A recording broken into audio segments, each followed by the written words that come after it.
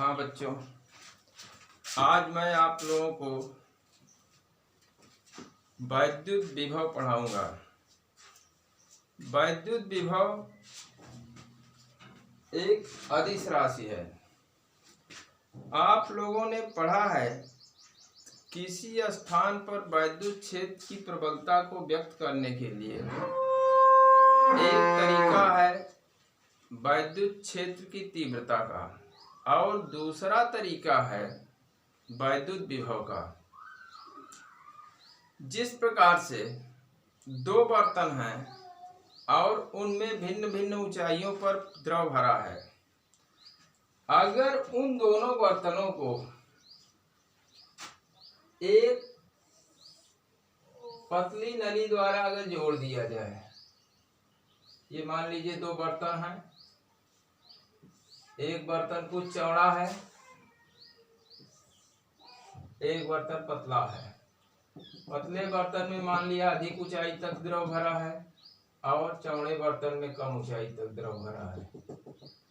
और द्रव की मात्रा जो है चौड़े वाले बर्तन में अधिक है और पतले वाले बर्तन में कम है। और जब इन दोनों बर्तनों को एक पतली नली द्वारा कनेक्ट कर देते हैं ऐसे, तो आप ये देखेंगे कि द्रव का प्रवाह द्रव की क्वांटिटी यानी मात्रा पर डिपेंड नहीं करता। द्रव का प्रवाह ऊंचाई पर डिपेंड करता है। मान लीजिए इसमें 4 लीटर पानी भरा है और इसमें 8 लीटर पानी भरा है। यद्यप दूसरे वाले बर्तन में पहले वाले बर्तन की तुलना में अधिक द्रव है, पानी की मात्रा अधिक है, फिर भी ऊंचाई अधिक होने के कारण जब दोनों बर्तनों को एक नली द्वारा जोड़ देंगे तो द्रव ऊंचे वाले द्रव स्तंभ से नीचे माने बर्तन ए से बर्तन बी की ओर बहेगा। मात्रा अधिक होने पर भी उधर बह रहा है, देख रहे हैं आप। तो द्रव का प्रवाह द्रव की ऊंचाई पर डिपेंड करता है। उसी प्रकार से वैद्युत आवेश का जो प्रवाह है वो वोल्टेज यानी वैद्युत विभव पर निर्भर करता है। तो आज हम आप लोगों को वैद्युत विभव के बारे में पढ़ाएंगे। इलेक्ट्रिक पोटेंशियल, वैद्युत विभव।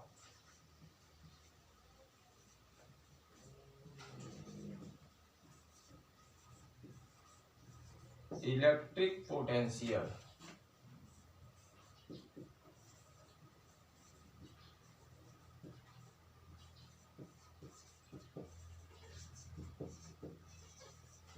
एक और उदाहरण आप जानिए।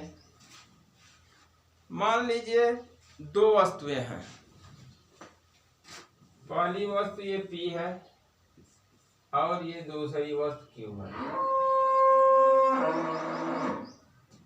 जब इन दोनों वस्तुओं को भिन्न भिन्न टेम्परेचर तक हम इसको गर्म कर रहे हैं, हीट कर रहे हैं, गर्म करने पर मान लीजिए इसका टेम्परेचर 70 डिग्री सेंटीग्रेड है और दूसरी का 80 डिग्री सेंटीग्रेड है। इनको अलग अलग ऊष्मा की मात्राएं दी गई हैं। जब इन दोनों को परस्पर संपर्क में ले आएंगे तो ऊष्मा का प्रवाह Q से P की ओर, इधर जैसे तीर लगा है, Q से P की ओर ऊष्मा माने हीट एनर्जी का प्रवाह फ्लो होगा। यहाँ ऊष्मा कितना दी गई है इस पर निर्भर नहीं कर रहा है। ऊष्मा का प्रवाह सिर्फ टेम्परेचर पर यानी ताप पर निर्भर करता है और द्रव का प्रवाह द्रव की स्वतंत्र तल से ऊंचाई पर निर्भर करता है। ठीक इसी प्रकार वैद्युत आवेश का प्रवाह वैद्युत विभव पर निर्भर करता है। तो वैद्युत विभव पढ़ाने से पहले हम आपको वैद्युत विभवांतर पढ़ाएंगे, उसके बाद वैद्युत विभव पढ़ाएंगे। इस चैप्टर में पहली हेडिंग आप देखिए, वैद्युत विभवांतर। वैद्युत विभवांतर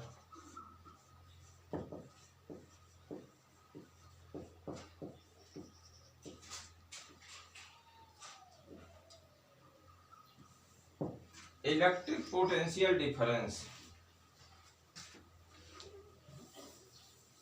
मान लीजिए कोई आवेश है जिसके कारण उसके चारों ओर एक वैद्युत क्षेत्र है।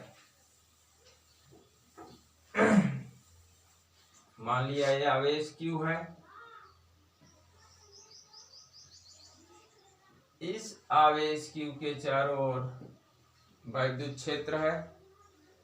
इस आवेश Q के कारण जो वैद्युत क्षेत्र है उसमें दो पॉइंट ले लिए गए, एक पॉइंट P और दूसरा पॉइंट Q।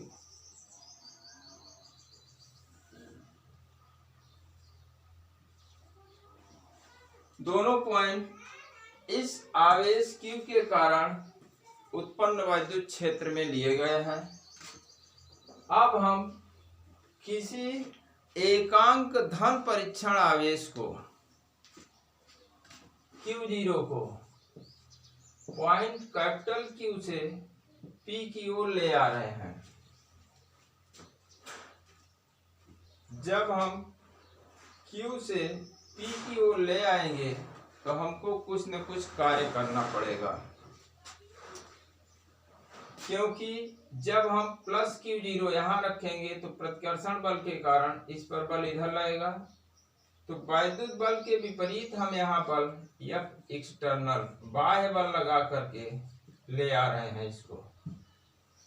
तो जो कार्य करना पड़ेगा वही इन दो बिंदुओं के बीच का विभवांतर कहा जाता है। व्यापक रूप से अगर Q चार्ज को हम ले आए पॉइंट Q से P की ओर, तो किया गया कार्य मान लिया W है, तो Q से अगर हम डिवाइड कर दें तो वही जो क्वांटिटी मिलेगी वो Vp माइनस VQ इन दोनों बिंदुओं के बीच का विभवांतर बताएगा। ये परिभाषा है दो बिंदुओं के बीच के विभवांतर की। किसी आवेश के कारण उत्पन्न वैद्युत क्षेत्र में एकांक धन परीक्षण आवेश को एक बिंदु से दूसरे बिंदु तक ले आने में वैद्युत बल के विरुद्ध जो कार्य किया जाता है वही उन दो बिंदुओं के बीच का विभवांतर होता है। इसका मात्रक जूल प्रति कूलम, ये आप देख रहे हैं, कार्य का मात्रक जूल हो गया और आवेश Q का मात्रक कूलम हो गया। तो वैद्युत विभवांतर का मात्रक जूल प्रति कूलम हुआ, इसी को वोल्ट कहते हैं, जूल प्रति कूलम को ही। बीमा देखिए आप वैद्युत विभवांतर की, डायमेंशन, कार्य का मात्रक जूल हो गया और आवेश Q का मात्रक कूलम हो गया। तो कार्य की भी जो बीमा होती है, कार्य का मतलब बल गुणित विस्थापन है, तो न्यूटन इंटू मीटर, बल का मात्रक न्यूटन और दूरी का मात्रक मीटर और ये आवेश का मात्रक कूलम। इसको और सरल करें, न्यूटन बल का मात्रक है, बल माने द्रव्यमान गुणित त्वरण, तो द्रव्यमान का मात्रक किलोग्राम और त्वरण का मात्रक मीटर प्रति सेकंड स्क्वायर, मीटर बटे सेकंड स्क्वायर हो गया ये। और ये मीटर पहले से उपस्थित है यहाँ, और कूलम माने ampere into second, ampere into second, ampere और 1 सेकंड और यहाँ हो गया हर में।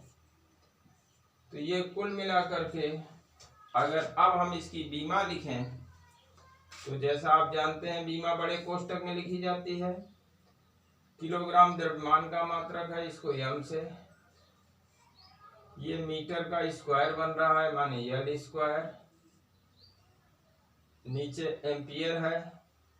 पहले टाइम को देख लीजिए, टाइम सेकंड पर 3 का घात है, ऊपर जाएगा तो t⁻³ बनेगा और ये एम्पियर a⁻⁻1। ये बन गई बीमा आपकी ml² t⁻³ a⁻⁻1। तो आप लोगों ने वैद्युत विभवांतर समझ लिया बच्चों। किसी चार्ज के कारण, किसी आवेश के कारण उत्पन्न वैद्युत क्षेत्र में स्थित किन्हीं दो बिंदुओं के बीच का वैद्युत विभवांतर एकांक धन परीक्षण आवेश को देख रहे हैं आप, W/Q है, Q से डिवाइड किया जा रहा है। एकांक धन परीक्षण आवेश को एक बिंदु से दूसरे बिंदु तक ले आने में वैद्युत बल, ये वैद्युत बल है F, इलेक्ट्रिक, बाहर की ओर लगेगा। तो वैद्युत बल के विपरीत जब हम इसको ले आएंगे तो जितना कार्य किया जाएगा वही उन दोनों बिंदुओं के बीच का विभवांतर कहलाता है। इसका मात्रक जूल प्रति कूलम, इसी को वोल्ट कहते हैं, और इसकी बीमा ml² t⁻³ a⁻⁻1 है। अब वैद्युत विभव देखिए, इलेक्ट्रिक पोटेंशियल,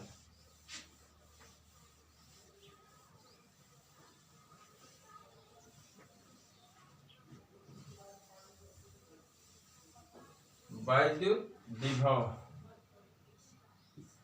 इलेक्ट्रिक पोटेंशियल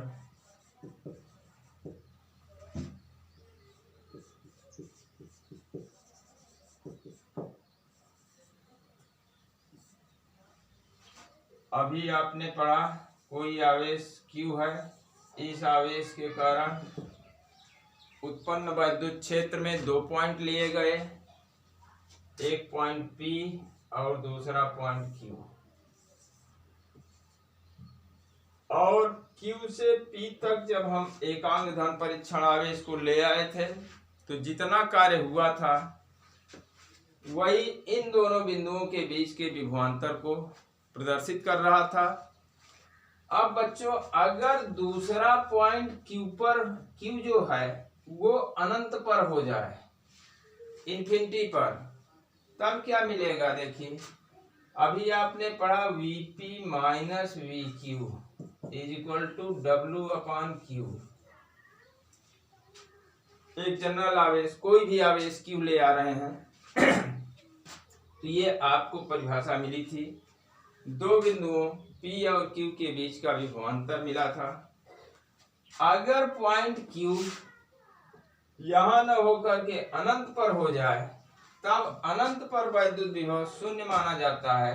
तब Vp बराबर, ये 0 हो गया, Vp - 0 Vq, क्योंकि Q पॉइंट कहाँ हो गया? अनंत पर। जब Q पॉइंट अनंत पर ले लिया तो अनंत पर वैद्युत विभव का मान 0 हो गया, ये = W/Q, या Vp बराबर W/Q। Vp माने पोटेंशियल एट पॉइंट P, बिंदु P का विभव का ये फार्मूला आपको मिल गया, Vp = W/Q। इसका भी मात्रक वही जो वैद्युत विभवांतर का था, जूल प्रति कूलम यानी वोल्ट, वही इसका है। बीमा भी सेम है क्योंकि मात्रक समान है। तो चाहे वैद्युत विभवांतर हो चाहे वैद्युत विभव हो, दोनों का मात्रक जूल प्रति कूलम ही होता है, और बीमा आपने देख लिया। अब नेक्स्ट हेडिंग है बिंदु आवेश के कारण वैद्युत विभव। बिंदु आवेश के कारण वैद्युत विभव, इसको देखिए।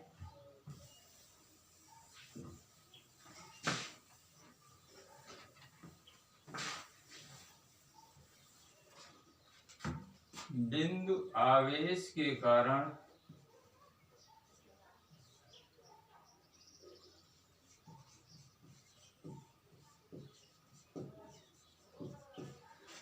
वैद्युत विभव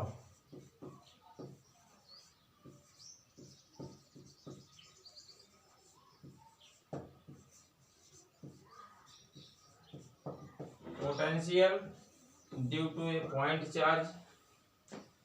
मान लिया कोई आवेश Q यहाँ पर रखा गया है,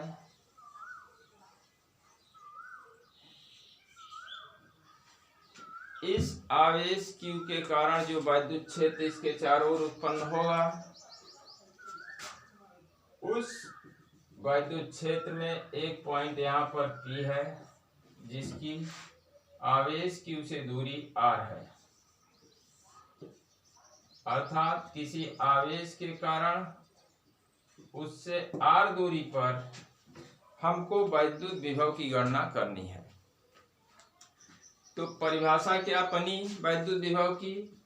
अनंत से, अभी आपने देखा, अनंत से जब किसी एकांक धन परीक्षण आवेश को पॉइंट P तक ले आएंगे, जितना कार्य करना पड़ेगा वही उस पॉइंट का वैद्युत विभव कहलाएगा। तो मान लीजिए यहाँ पर ये अनंत है, अनंत माने जहाँ पर इस आवेश Q का वैद्युत क्षेत्र समाप्त हो जाता है वो पॉइंट अनंत मान लिया जाता है। तो अनंत से हम धन परीक्षण आवेश, एकांक धन परीक्षण आवेश Q0 को पॉइंट P तक ले आएंगे और ले आने में किए गए कार्य की गणना करेंगे। इस प्रक्रिया के दौरान मान लीजिए किसी टाइम पर जब हम चार्ज Q0 को अनंत से ले आ रहे हैं और ये यहाँ पर है, पॉइंट A पर पहुंच गया। जब पॉइंट A पर पहुंच गया, उसकी दूरी आवेश Q से मान लिया x है, x दूरी पर पहुंच गया है। तो जब आवेश Q0 पॉइंट A पर है, उस टाइम पर उस पर लगने वाला बल Fa कूलम के नियमानुसार 1/4 पाई एप्सिलॉन 0 Q1 Q है और Q2 Q0 यहाँ आ गया है, Q0 अपान x स्क्वायर। इस आवेश पर वैद्युत बल इधर लगेगा बाहर की ओर, F इलेक्ट्रिक। ये वैद्युत बल बाहर की ओर लग रहा है क्योंकि ये भी धन आवेश है और ये भी धन परीक्षण आवेश है, इसलिए प्रतिकर्षण बल बाहर की ओर लग रहा है। इतना बल बाहर की ओर लग रहा है। अब इस बल के विरुद्ध अगर हम और बल लगाकर यहां तक ले आए, पॉइंट B तक, A से कहां ले आ रहे हैं? B तक ले आ रहे हैं, तब बहुत सूक्ष्म डिस्टेंस मान लिया इसको dx है। A से B की दूरी मान लिया dx है। इस सूक्ष्म दूरी तक विस्थापित किया जा रहा है, तो ये जो बल है वैद्युत, उसके विपरीत बल हम इधर लगाएंगे तो किया गया कार्य dw, बहुत सूक्ष्म डिस्टेंस विस्थापित कर रहे हैं तो किया गया कार्य dw कार्य बराबर होता है बल गुणित विस्थापन, बल गुणित विस्थापन। तो ये बच्चों निगेटिव आएगा क्योंकि बल जो वैद्युत बल बाहर की ओर लग रहा था F इलेक्ट्रिक, उसके अपोजिट हम बल लगा रहे हैं तो बल का मान माइनस हो जाएगा। F इलेक्ट्रिक के विपरीत एक्सटर्नल बल जो लगा रहे हैं, ये इधर एक्सटर्नल फोर्स लगाएंगे और विस्थापन dx, ये सूक्ष्म दूरी विस्थापित कर रहे हैं तो ये dw equal to F external वही होगा जितना बल वैद्युत इधर लग रहा है उसके बराबर, और अपोजिट जब हम फोर्स लगाएंगे तो बल की वैल्यू यही मिलेगी आपको 1/4 पाई एप्सिलॉन 0 4 पाई एप्सिलॉन 0 Q0 अपान x स्क्वायर इंटू विस्थापन dx।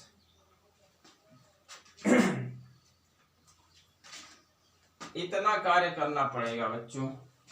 अब हम जनरल बात सोचें कि जब अनंत से पॉइंट P तक हम विस्थापित कर रहे हैं, ले आ रहे हैं चार्ज Q0 को, तो किया गया कुल कार्य, अतः आवेश Q0 को अनंत से R दूरी तक, यहां से उसकी दूरी अनंत थी, अब यहाँ R दूरी तक, अनंत से R दूरी तक ले आने में किया गया कुल कार्य,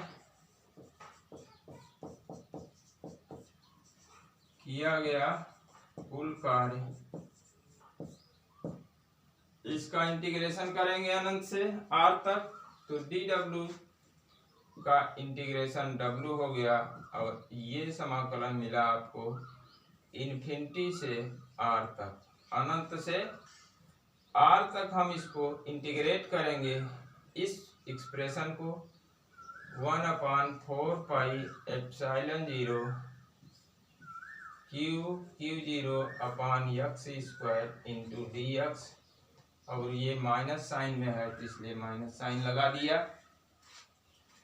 इस समाकलन का जो मान मिलेगा वही कुल कार्य की वैल्यू होगी। तो ये आपको मिला माइनस, जो अचर राशियां हैं बाहर कर लीजिए, Q0 अपान 4 पाई एप्सिलॉन 0, इतनी राशि बाहर थी, अचर थी, बाहर कर लिया। अब इसका इंटीग्रेशन 1/x स्क्वायर dx, ये अनंत से R तक हम इसको इंटीग्रेट करेंगे बच्चों।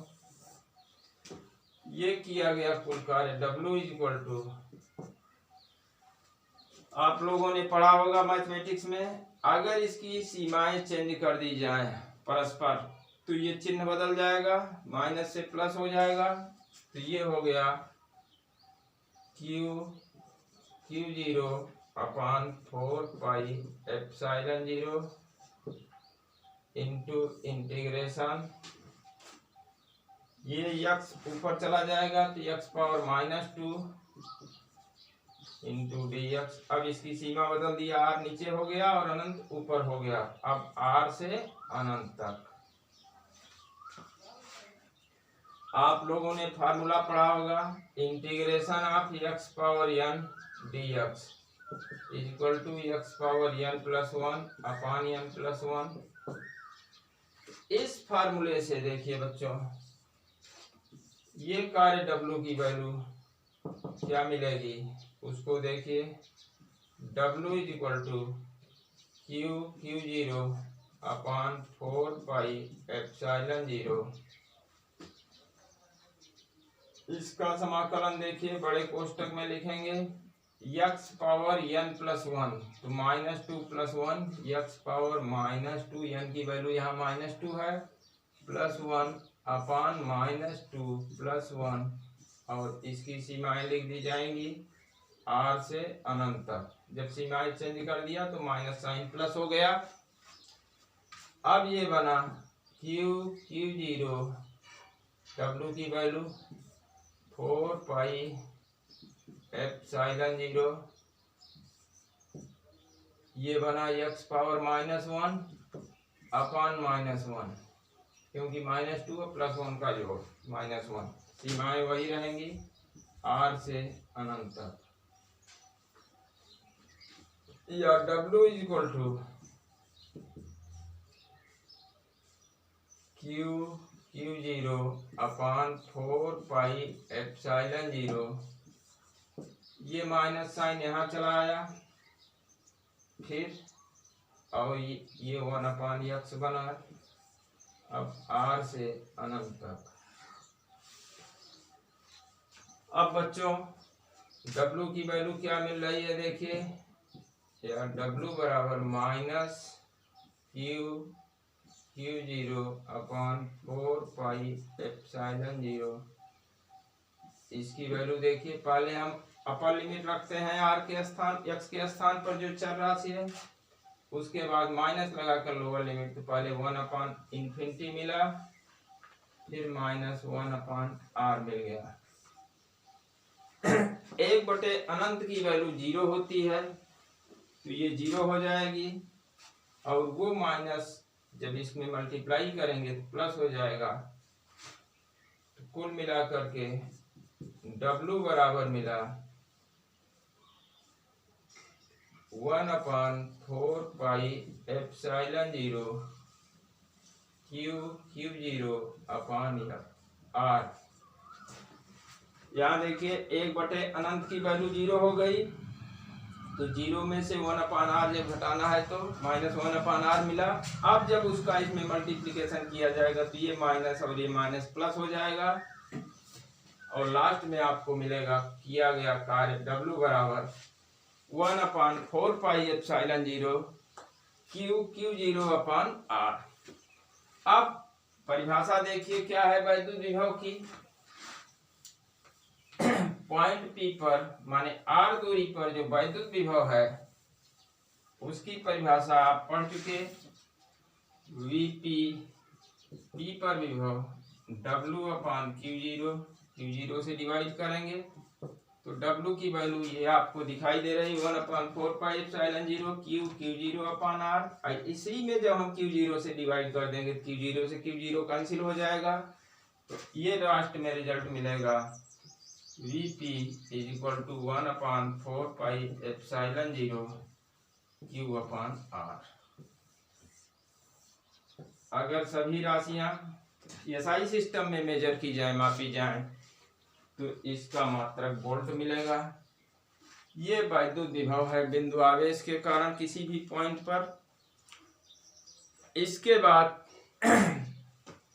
हम इसके आगे की बात अपने अगले वीडियो में आप लोगों को पढ़ाएंगे। बहुत बहुत धन्यवाद बच्चों।